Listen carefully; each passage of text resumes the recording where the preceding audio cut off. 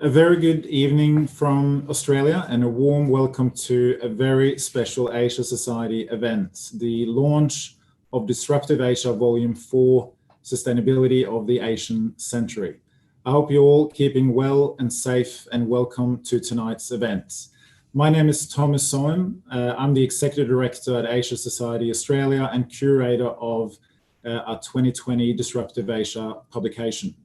Before we begin, Asia Society acknowledges that many participants in today's event are dialing in from locations that have traditional owners and custodians. I'm currently on Gadigal land here in Sydney. I would like to acknowledge all traditional owners and pay my respects to the elders past, present, and emerging. I also acknowledge and like to welcome any Aboriginal, Torres Strait Islander, or First Nation people joining our webcast today.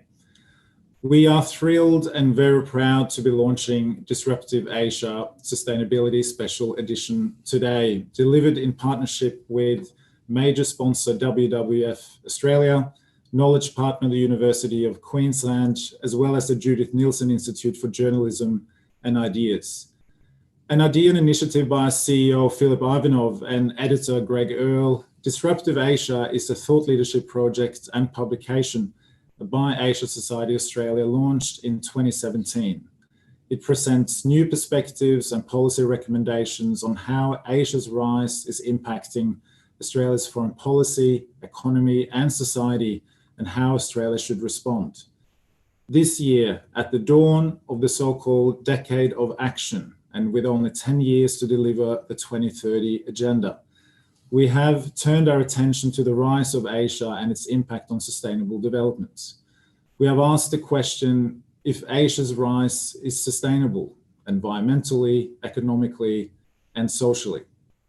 While Australia, Asia, and the world has been faced with the worst pandemic in over 100 years, we can't afford to lose sight of the Sustainable Development Goals. So this year, we have brought together experts to analyze and debate key sustainability issues at a time when the rise of Asia is having profound impact on our society, our economy, and the environment. We have also presented regular and interactive webinars to bringing the authors and contributors together to discuss some of the key issues and themes. So I would like to take this opportunity as well to thank all of our contributors this year for being involved and for sharing your time and expertise with us, and for making this edition such a special one. We are incredibly proud of what we have achieved this year and are really grateful for your willingness and interest in being part of our project. I'm also thrilled to announce a new dedicated website for Disruptive Asia. Thanks to our partner and graphic design company, Boheme, it will provide a new public platform for an accessible, live, and ongoing conversation about Australia's future in Asia. It will house a catalogue of currently 4 volumes and close to 80 essays, and be a repository of all future editions, profile all our authors, and be the home to a popular webinar series. I also like to thank again our sponsors, WWF Australia and the University of Queensland, for your support and contribution and for making this website possible. I'd also like to thank the Judith Neilson Institute for Journalism and Ideas for their ongoing support this year of the publication as a whole, and acknowledge the very important work J&I does in supporting journalists and quality journalism and reporting on Asia. I encourage everyone to explore their new project, Asian Stories.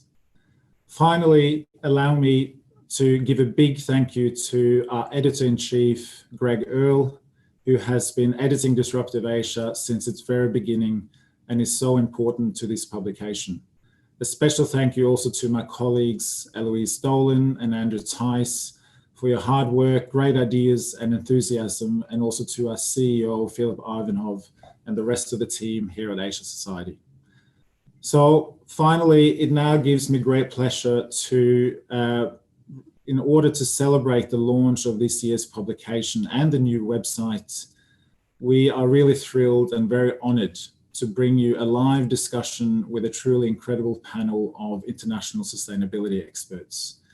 Leading our conversation tonight. It is now my pleasure to introduce our moderator, Desi Anwar, Senior Anchor, Director and Correspondent at CNN Indonesia, and International Advisory Counselor at the Judith Nielsen Institute. Desi, a very good afternoon in Jakarta to you, and over to you. Thank you very much. Hello, Thomas, and hello, everybody, wherever you are. I hope you're all in great health during these challenging times, and it's my great pleasure to moderate today's live discussion with this star-studded panel. And over the next hour, we will be considering the question which has been guiding the Disruptive Asia series throughout 2020. And that question is Asia's rise sustainable environmentally, economically, and socially? Now, this question has become all the more pertinent. As you know, we are nearing the end of this unpredictable year. And of course, we need to rebuild towards a new normal into the decade of action to deliver the UN 2030 sustainability agenda. And Jakarta, Indonesia, where I join you from today, like many countries in the region, we are also suffering as a result of COVID-19. Now, we are a resource-based economy, as you probably know, and our economic success in recent years has come at a high environmental cost. Now, while Indonesia, like many other countries, is committed to the UN SDGs, the increasing pressure of an economic bounce back is making the divide between theory and practice even greater, especially when it comes to ensuring sustainable growth and development. So, like our viewers, I personally am very much looking forward to understanding how we can bridge that divide in this uncertain area so that our economic growth does not come at the expense of our environmental condition. Before we start our discussion, a little bit on housekeeping. So today's event will run for around 60 minutes. We're now at 2:09 in the afternoon in Jakarta. We'll spend the first 40 minutes with our panelists, and you will have some time at the end to ask questions to our panelists. So please, if you have any question, submit it in the YouTube live chat box. And without much further ado, it's my pleasure now to introduce our expert panel for today. And you can see the background on our incredible expertise of our speakers in the following link we are sharing with you right now in the YouTube chat box. International conversation today. Joining us from New Zealand, we're honored to host the Right Honourable Helen Clark. Helen is former Prime Minister of New Zealand, former UNDP Administrator and Global Leader in Sustainable Development and Gender Equality. Hello, Helen. And from Geneva, we are joined by Pavan Sukhdev, President at WWF International. Pavan, good to see you. And from Melbourne, we are pleased to present Anna Skarbek, and Anna is CEO at Climate Works Australia. And finally, joining us from the Philippines, and this is via a pre-recorded message later in the session, we will have Dr. Bambang Susantono. Bambang is Vice President for Knowledge Management and Sustainable Development of the Asian Development Bank.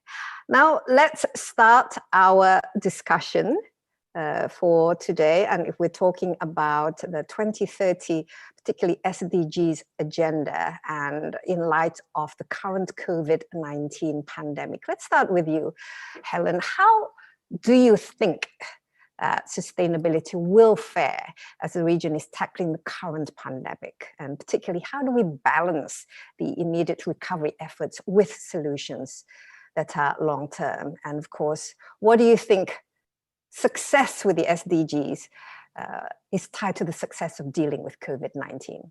Helen? Thank you, Desi, and good evening from New Zealand to everyone. I think success with the SDGs is absolutely premised now on dealing with COVID-19. Now, there are other things that have to happen too, and we'll get on to the climate crisis and other issues, which are also major challenges to achieving the SDGs. But we're not going to get anywhere now if we let this pandemic rage on. The reality is, and we can come back to this, the SDGs were in quite a bit of trouble before the COVID-19 pandemic. They're in a lot more trouble now. By May, more than 100 low-income and middle-income economies had applied to the IMF for emergency support. What does that tell us? it tells us that government budgets have had carnage done to them. It tells you that there may not be the money there to do the things that need to be done to push human development and investment in the kinds of things we'd like to see for green infrastructure forward. So this is highly problematic. The longer the pandemic rages, the longer it will be before we can try to turn around some of these very adverse trends. Now that leads me to make a point about the critical importance of a people's vaccine. We have to have an equitable rollout of a vaccine, because otherwise what one could foresee is that countries with the means and capacity will vaccinate their people and they'll get on with life and leave the low-income countries in particular, and marginalized people in other societies, to grapple with the ongoing COVID disease becoming endemic. So you increase inequalities between countries if some are able to get on with a more or less normal life and others are left struggling behind. I don't think we want to live in that sort of world, and it's moving further away from the reducing inequalities theme of the SDGs. So in brief, on the recovery, look, it's a chance for a reset. We all know that. For investment in inclusion, in sustainability, in resilience, for not going back to the way things were. Will it happen? It's going to need incredible leadership, because GDP has been so damaged by what has happened that I have a concern that there'll be a rush back to business as usual to try to regain lost ground. And that would overlook the reality that you can have a very strong green economy, which will deliver the human development and well-being gains that people seek. But it takes leadership to push that forward. Yes, obviously leadership is very important now. The goal for 2030, I mean, 2020, it's 5 years since the adoption of the Sustainable Development Goals itself, Helen. So what does the 2020 SDG report tell us of progress against the 17 goals? And obviously this pandemic is kind of, messing things around a bit, but where must our focus be to ensure that we can deliver on this very ambitious agenda? Well, the 2020 report is so bleak that you have to go away and get a cup of coffee almost in between reading about every goal. It's not good. So what is now being forecast that on the current trends, and given what's happened with COVID, far from eradicating global extreme poverty by 2030, it will be sitting at 6%. Well, that's quite a way off.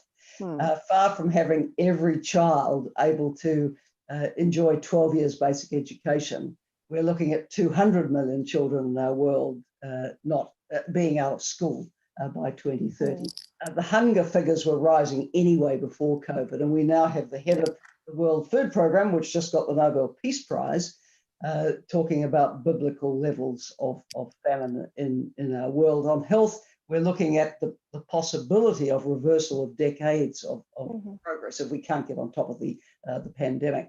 And let's not even start on the issue of climate. I mean, my understanding is that still the commitments that countries have made under the Paris Agreement take us to a 3-degree future, not a 1.5 one. We desperately need more ambition there. So look, what I would focus on to try and turn this around fast on climate, absolutely move out of coal, move out of fossil fuels as fast as you can to the alternatives that are there. The forest conservation and restoration is extremely important. You need climate-friendly agriculture, which also protects our biodiversity. On the human development side, to tackle extreme poverty, we need universal social protection. What was one of the most searing things we heard when the lockdowns were in full force around the world in that March-April period? Poor people saying, I'm going to die of hunger before I die of COVID, because 4 billion people in our world have no basic social protection. We have to invest in that to put a floor under people's living standards. We need universal health coverage, genuine universal health coverage, and we need inclusive education that can carry on in the most adverse events like a pandemic. So Look, in a sense, everything's a priority, but if we come down to it, zero in on the poverty, zero in on getting the children into school, zero in on the universal health coverage, and zero in on the issue of the deforestation, the fossil fuels, and what will protect our biodiversity. Okay, well, unfortunately, the COVID-19 is a health crisis that comes with very, very harsh economic consequences. Over to you now, Anna. Anna, you're the climate from CEO of Climate Works Australia. The Transforming Australia SDG Progress Report 2020 that was released last week. So, what's update? What's Australia's scorecard? Yes, it's hot off the press from my colleagues at Monash University's Monash Sustainable Development Institute. And it builds on work done a couple of years ago and assesses Australia's performance against a set of 56 indicators linked to the UN's SDGs. And so importantly, it makes some great contributions in actually proposing a set of quantitative 2030 targets for Australia across these 56 indicators, economic, social and environmental SDG goals. And then it assesses Australia's progress from the year 2000 towards that. And also evaluate the effect of COVID on Australia's capacity. At a very high level, the report shows that Australia is performing well in health and education, but is failing to reduce carbon emissions, waste and environmental degradation, and to address cost of living pressures and economic inequality.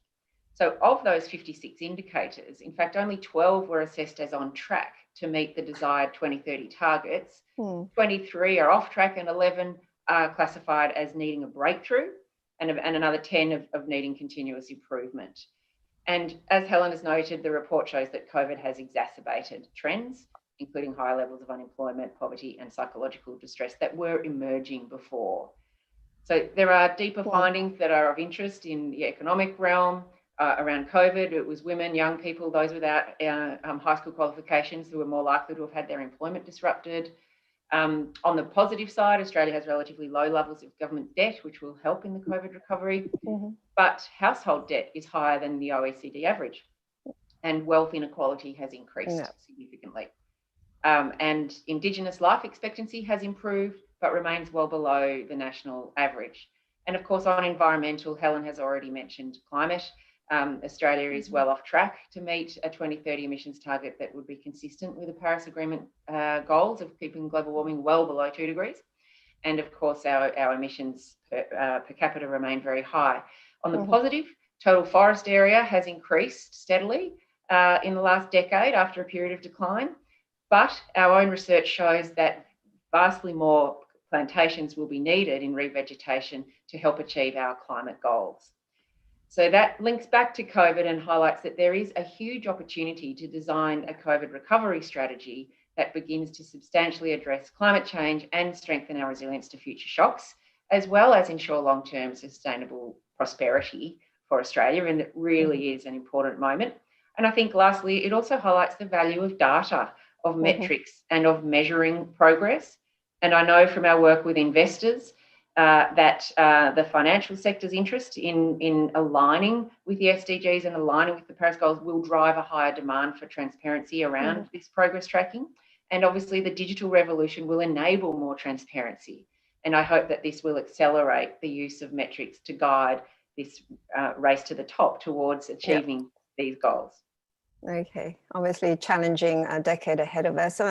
Still on metrics and measurement, Pavan, WWF, how do we ensure that these reports and metrics and measures of progress or impact are being used to design solutions that can hopefully lead to more implementation and more action, as well as, of course, very importantly, accountability and transparency? I think you're right to concentrate on metrics. You cannot manage what you do not measure.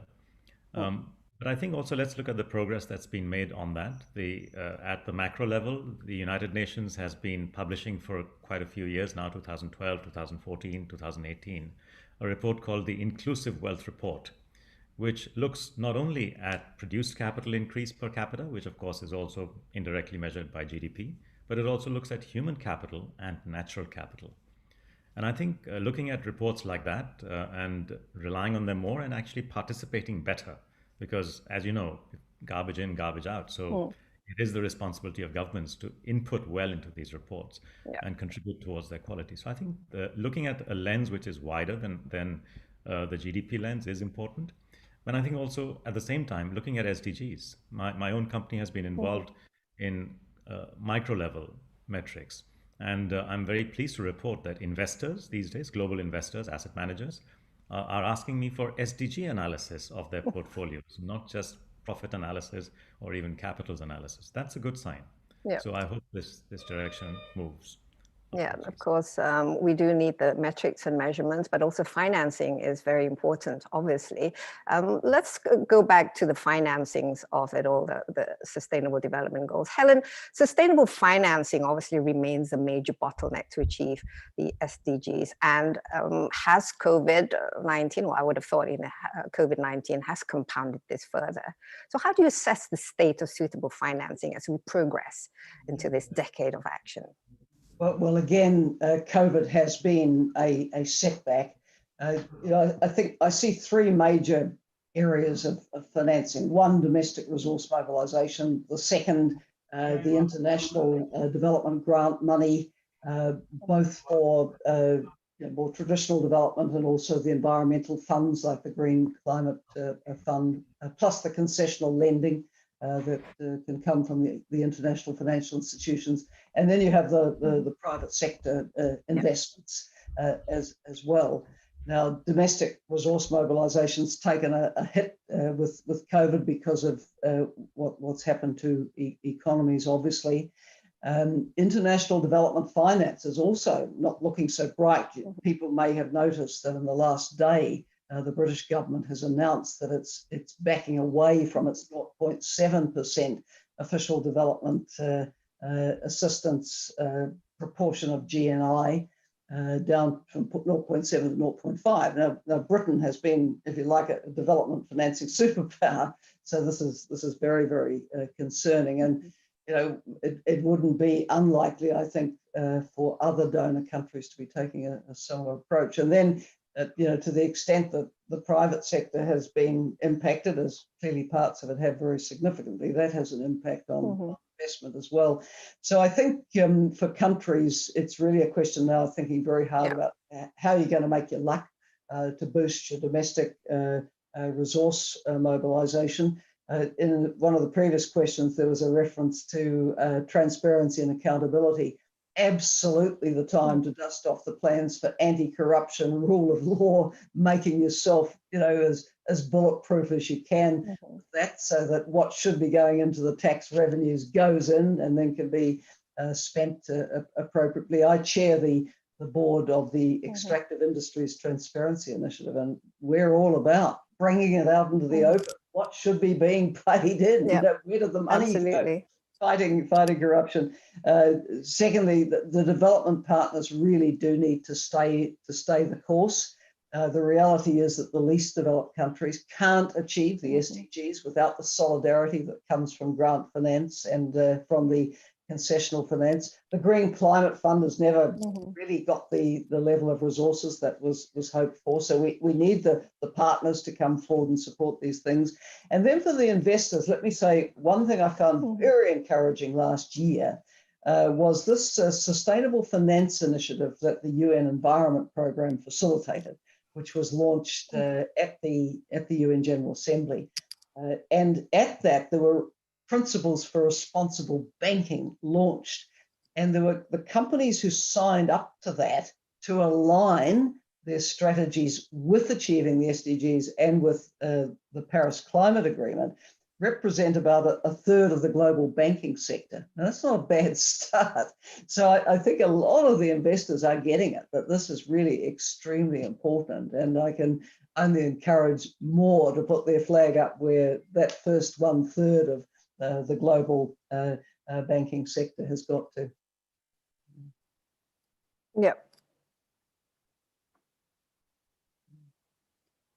Hello, Helen? Yes, I'm here. Yes, okay. I thought I lost you for a minute. Yeah, obviously, it's a challenge for the government now here in Indonesia, also the Indonesian government having to, finance the the economic fallout from COVID-19, as well as focus itself on ensuring social services and growth of the country. Let's go over to you now with Anna. Coming back to policy settings, what do you think of the governments? What can they do to enable more sustainable investment, particularly in our region? And what's the trend among Australian investors when it comes to sustainable finance? And how does it impact our trade and investment with key Asian markets? The trend towards sustainable finance is, as Helen mentioned, rapidly advancing, really gaining strong momentum. Just this week in Australia, ASFI, the Australian Sustainable Finance Initiative, launched its roadmap, which indeed endorses the call that Helen referred to from the UN Principles of Responsible Banking about aligning portfolios with the Paris Agreement goal of net zero emissions by 2050, and indeed encourages all financial institutions in the Australian sector to do so, and provides a range of recommendations on how to do it, how to influence the leadership, the staff, and the instruments, the disclosure. Quite a detailed roadmap, following a trend of sustainable finance roadmaps from other jurisdictions around the world. Those trends are matched also with trends in the range of sustainability-related financial instruments being expanded as well. Examples from Australia include, for example, the Treasury Corporation in Victoria and issued its inaugural green bond about 5 years ago of 300 million. And also similarly, Monash University became the first university globally to issue a climate bond of over 200 million, similarly some years ago. And just a year ago, Woolworths, one of our largest supermarkets, raised $400 million from 90 institutional investors in what was then the first green bond issued by a supermarket operator in Australia. But we are also seeing governments in the region taking a much stronger stance. And just this month, ASEAN's central banks called for joint action on climate risk. And indeed, the central banks and monetary authorities unanimously agreed that the region should come together to take action against climate environmental risks in their recent report of the task force on the roles of ASEAN central banks in managing climate. And so similar themes from central bankers in Australia, as well as the ASEAN central bankers, which included Malaysia, Brunei, Cambodia, Indonesia, Laos, Philippines, Singapore, Thailand, Vietnam. So really taking it seriously. And more locally, where you are in Indonesia, ADB, the Asian Development Bank, has been partnering with Indonesia on some interesting new loans. Just recently, ADB approved $600 million US loan to PLN for renewables to support the grid development, but also to address the cost of substituting coal-fired power and diesel power for renewables.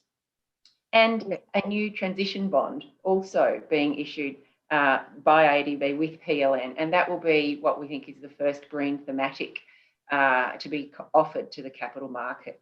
So some really positive trends around the financing.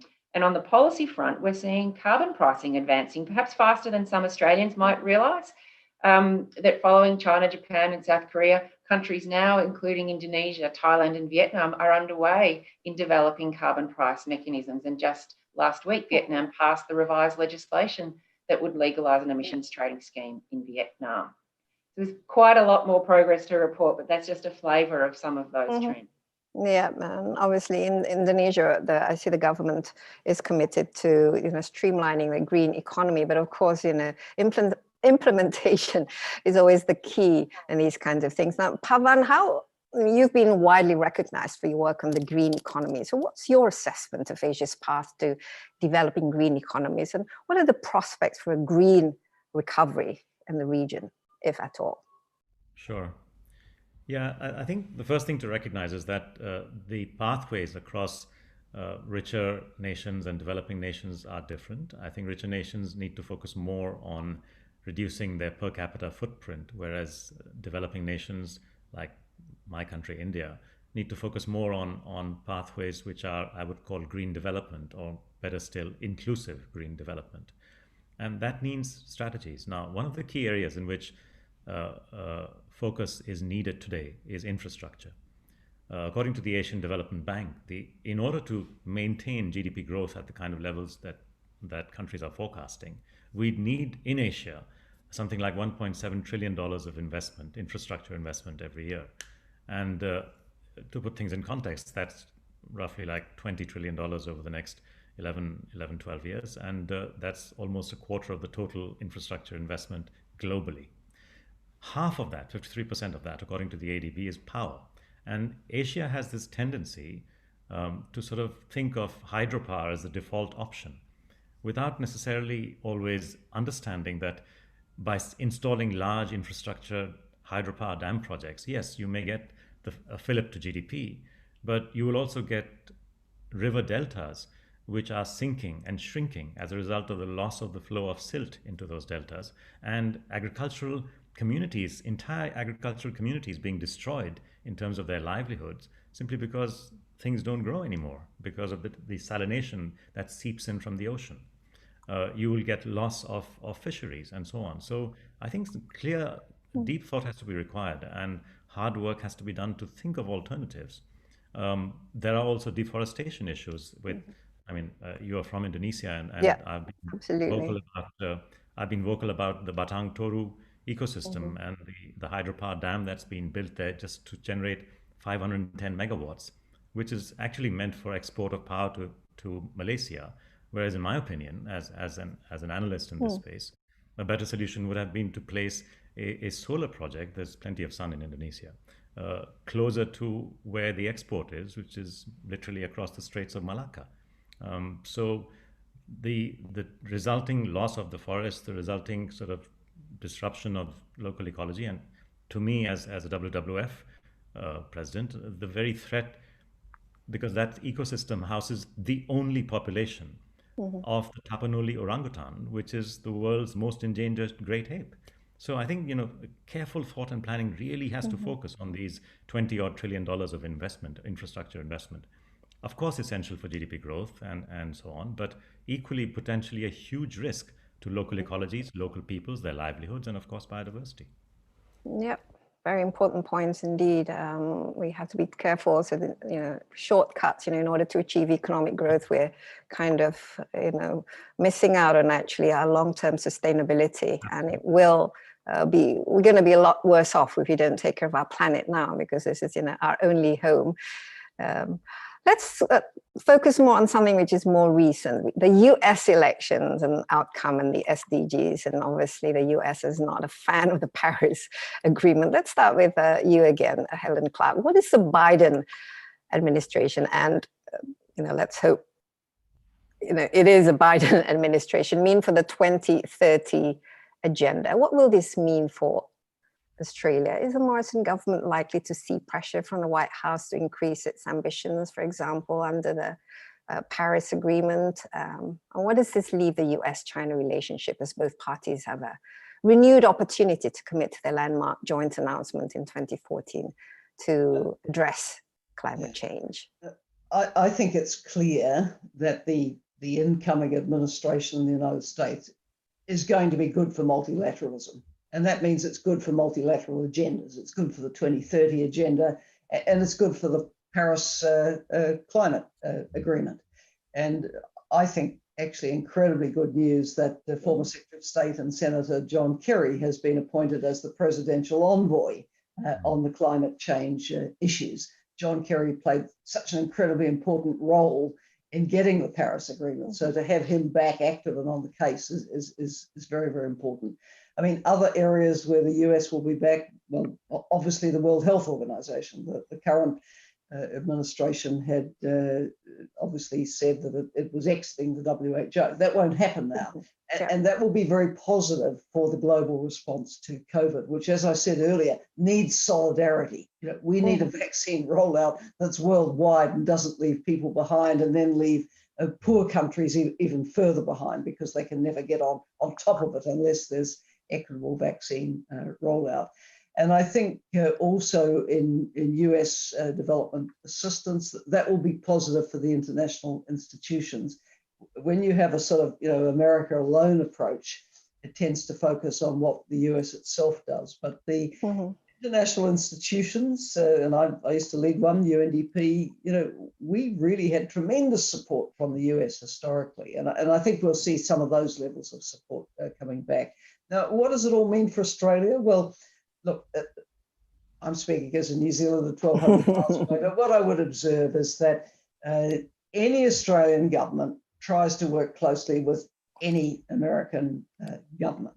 And I think the new Biden administration will, it will be making expectations clear that, that it would like to see Australia probably more on board with the Paris Climate Agreement, for example.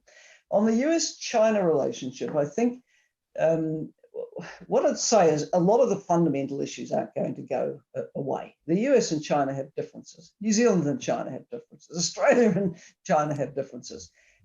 We all know what they are. They're in the area of human rights. They're around what happens in the South China Sea. There's issues of intellectual property, and we can have a long list. But I think a Biden administration will also be looking for what are the shared interests here. And there are shared interests. There's a shared interest in prosperous trade between the two countries. There's actually a shared interest in combating climate change, and both countries can be leaders on that. So I think we'll see, a more diplomatic relationship that looks for the shared interest, while not shying away from expressing what is a disagreement. Yeah, and let's take a look more at this, Paris Agreement and emission targets. And Indonesia is one of the signatories to Paris Agreement. We actually have quite an ambitious target, reducing by 2030, 27% of our carbon emission through business as usual, with increasing to 41% with international collaboration. In just the past month, 3 industrial powerhouses of China, Japan, and South Korea have collectively buy 2/3 of Australia's coal exports, have all committed to reach net zero emissions. And what does this mean for Australia? And to what extent do these commitments by our major trading partners, Australia's major trading partners, increase risks and opportunities facing Australia in a decarbonizing world? Well, it confirms that the future is a zero emissions world. And those Asian nations' commitments to net zero emissions by around mid-century, 2050, 2060, in China's case, they are matched by the same commitments in the EU, UK, and in the US from the incoming Biden administration. So the global momentum toward that end goal of net zero emissions has really shifted in the last year. That indeed was the aim of the Paris Agreement and the rhythm. It is 5 years since the Paris Agreement was signed. The whole process was intended to have this ratchet up. And indeed, now there is the acknowledgement that that end goal is achievable, and it is also necessary. It is the only way we secure ourselves a safe and prosperous future. So for Australia, you ask, what does this mean for Australia and the risks and opportunities? And indeed, they are great on both sides. On the risks front, there are obvious economic risks and exposure from our history of high volume fossil fuel exports and our emissions intensive industry sectors and electricity. And also physical risks. Obviously, we're very exposed to droughts, bushfires, and we're with the coastal infrastructure where our populations are facing extreme weather and therefore economic damage as well as physical risks and sea level rise. And then there are the impacts on the Great Barrier Reef and our tourism sectors as well as agriculture. So we are a very exposed country to climate change risks, economically as well as physical. But equally, the opportunities are huge for Australia. Yeah. We are actually blessed with opportunity in the same degree that we are exposed to those risks. We have great potential to prosper in a zero carbon world because we have world-class renewable energy resources. When the combination of wind and solar is best in the world across our landmass. And we have, when I mentioned the landmass, enormous natural capital potential. We have a great agriculture sector. We do need improved soil health, and we have very precious biodiversity, and we can integrate improved land management with our agricultural productivity and our significant agricultural exports, and achieve carbon sequestration at the same time with revegetation and land restoration.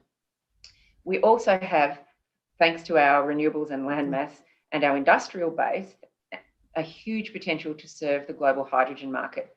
And renewably made hydrogen is one of the most enormous and new potentials in a decarbonising world. It is the substitute for the energy and fuel that needs to be transported. And that's what our Asian export partners are focusing on at the moment. So you mentioned China, Japan, South Korea. They're looking very closely at hydrogen as the way to decarbonise their own economies. And Australia can and continue to be a major world exporter of energy when that energy is clean energy through the form of hydrogen produced with renewable electricity, which of course we have in abundance. And so that, combined with our proximity to Asia, means that Australia really can face a prosperous future in a zero emissions world. And the effort is in this coming decade now to transition our economy of the previous decades to position it for this economy of the future decades. And we know if we can manage this transition well, we really can thrive and help the world thrive too, especially in Asia. Yeah, obviously, green energy, renewables energy. I think innovation and technology is obviously key when it comes to creating these renewable energies. Now, Pavan, what do you think is the role of technology and innovation, particularly for achieving the SDGs? And how can we best mobilize science, technology, and innovation in the quest to meet the 2030 agenda? Yeah, thanks, Jessie, for that question. And it's beyond just desirable; it's a necessity. And the reason I say this is the following: if you look at employment, global unemployment, structural unemployment, was about 183 million people pre-COVID. That's the December number. And according to the ILO, it went up at the end of June to about 640 million. Now, yes, some of these are temporary effects to unemployment, and this is huge to have 640 million and probably now 750 million unemployed. But the point is, some of this is related to the need to change and transition the economy towards a different. Hello. Can you hear me? Yes. Yes. We can hear. So need to change and transition the economy towards new models and investments, for instance, in renewables. I mean, it's an old reported result from the United Nations Green Economy report that fossil fuels, basically petroleum, really has a very high capital intensity in production, but labor intensity is in fact to be found much more in areas such as renewables, whether it is wind, solar, or indeed second generation biofuels. So the need to stimulate different forms of economic activity, especially when it comes to renewables. And secondly, and I'm picking on the two areas that Helen Clark also mentioned in her comments, agriculture, our models for agriculture and our models for energy both need to change. This is not an either or. If we look at agriculture, we have such high energy intensity and such high impact, negative impact on the environment.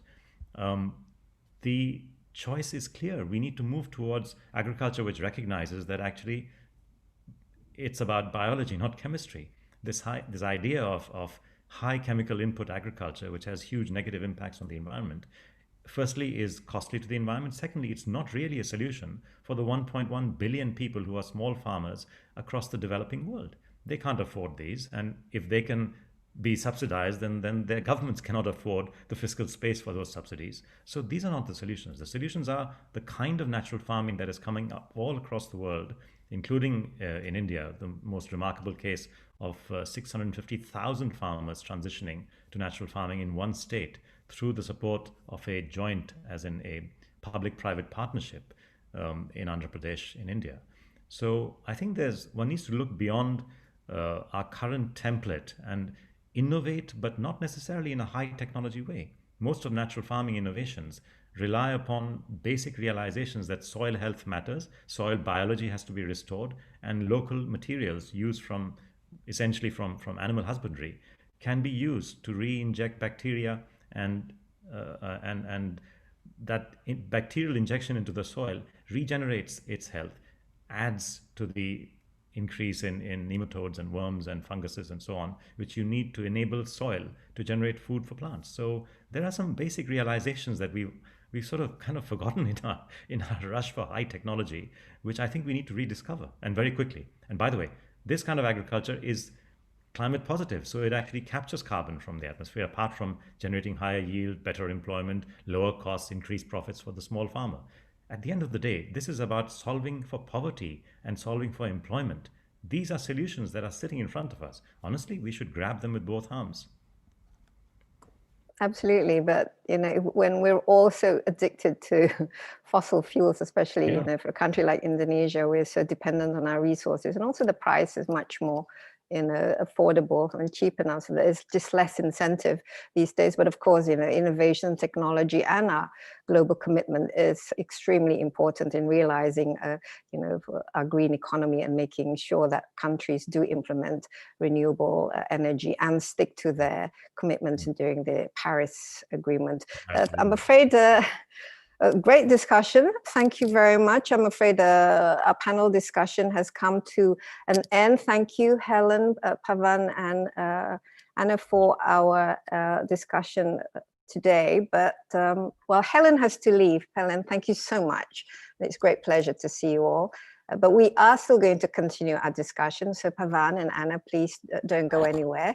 And also we would like to invite our audience to send questions to both Pavan and Anna. But first, to follow up from our themes on sustainable financing and the prospect for a green economy in Asia, I'd like to share with you now a recorded messages from our final speaker this evening. We have Dr. Bambang Susantono, Vice President for Knowledge Management and Sustainable Development of the Asian Development Bank, joining us by video. Here it is.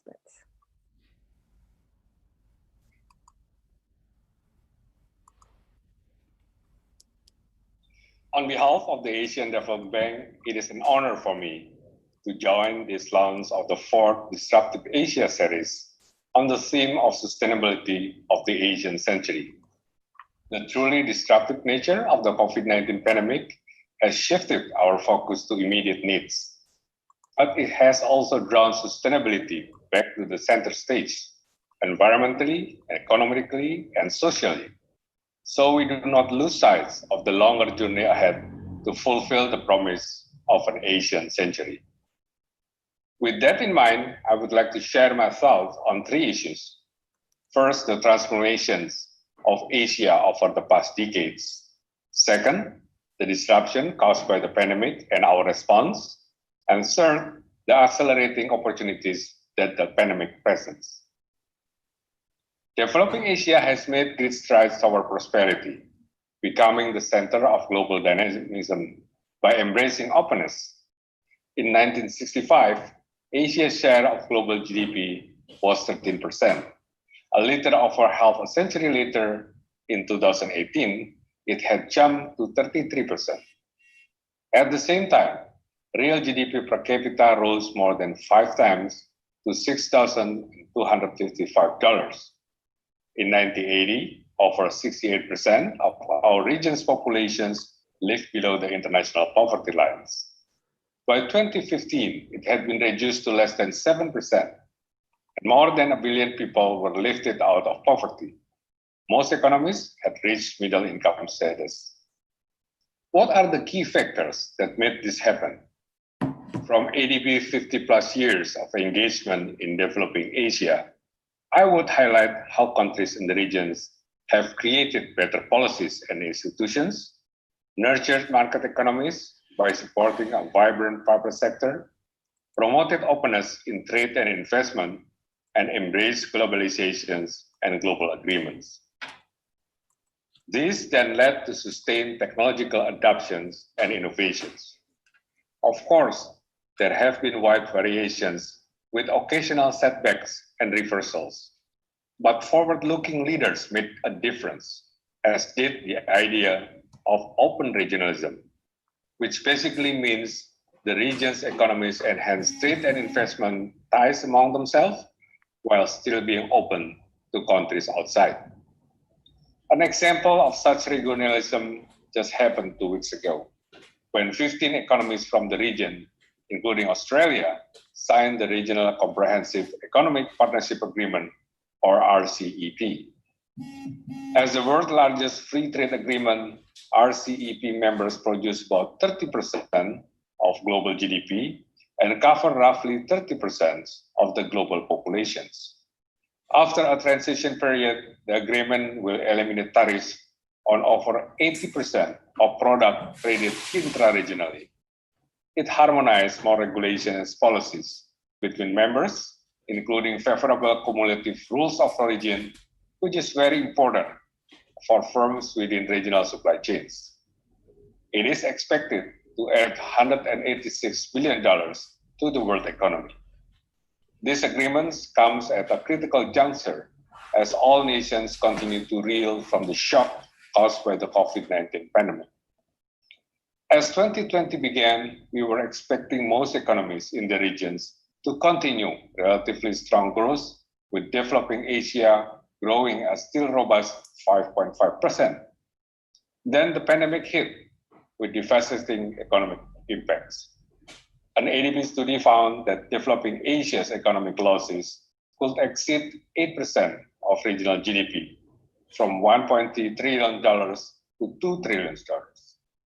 Our latest Asian Development Outlook update estimates that the region's growth this year could contract for the first time since 1961 by about 0.7%, before returning to 6.8% catch-up growth in 2021. To support our countries, ADB announced a $20 billion COVID-19 response package by April. The package includes the COVID-19 pandemic response options, or we call it CPRO, to provide assistance within our counter-cyclical expenditure programs, and about $12.9 billion has already been committed in financial grant and technical assistance thus far. We have also committed $1.9 billion to the private sector for direct financing, rejuvenating trade and supply chains, and providing microfinance and guarantees for small businesses, benefiting many women entrepreneurs as well. ADB finance support is designed hand-in-hand with our knowledge work, widely shared through report, blogs, webinars, and online symposium.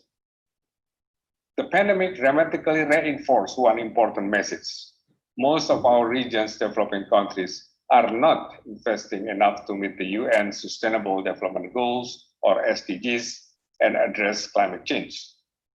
As you can see on the screen here, even before the onset of the pandemic, the region was off track to meet any of the 17 goals by 2030. It is particularly alarming that the trend on Goal 13 climate actions is in regressions instead of progress, despite being said that the global battle against climate change could be won or lost in Asia. Part of the challenge lies in the financing gap. Last year's UNESCAP Economic and Social Survey assessed that Asia-Pacific developing countries will need $1.5 trillion annually to end extreme poverty and ambitiously move toward universal health coverage, quality education, and infrastructure, while staying on track to limit climate change. When we reach a post-COVID-19 environment, the government's ability to mobilize funds to narrow this SDG financing gap will have considerably reduced even more. Bouncing forward and not just bouncing back would entail mobilizing larger domestic and external resources and building on strong global and inclusive partnership. Our Strategy 2030 and its 7 operational priorities are fully aligned with the SDGs.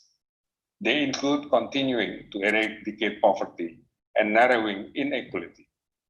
Gender equality is another priority. The vast majority of our projects and programs have built in the priority of climate change and environmental sustainability. Our goal is to reach by 2030 the targets of $80 billion in cumulative climate investment.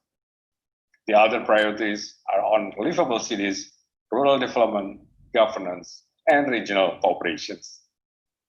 We are aware that a key to achieving these priorities lies in tapping the enormous potential of digital technologies.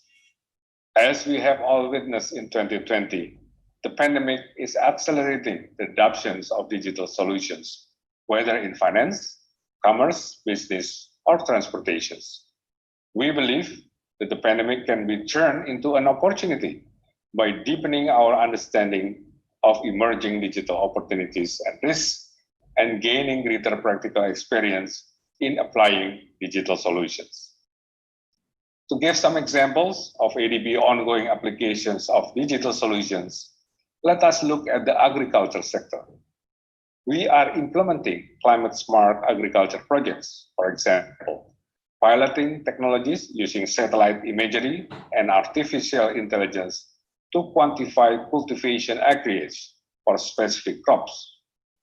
Also, we are partnering with European and Japan space agencies to work on rice cultivations in the Philippines and coffee plantations in Timor-Leste. This data can be used to improve harvest forecasts and better target infrastructure investment across agriculture value chains.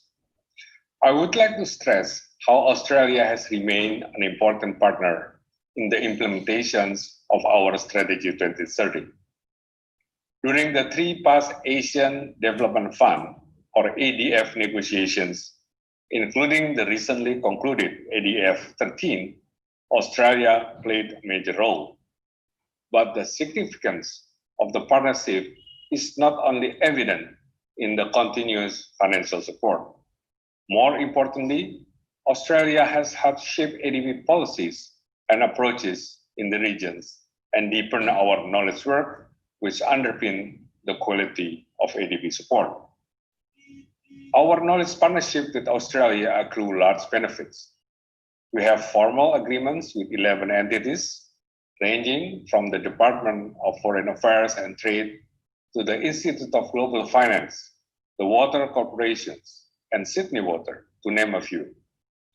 ADB works with the academic and research partners such as the Australian National University and Commonwealth Scientific and Industrial Research Organizations is long-standing and remains strong.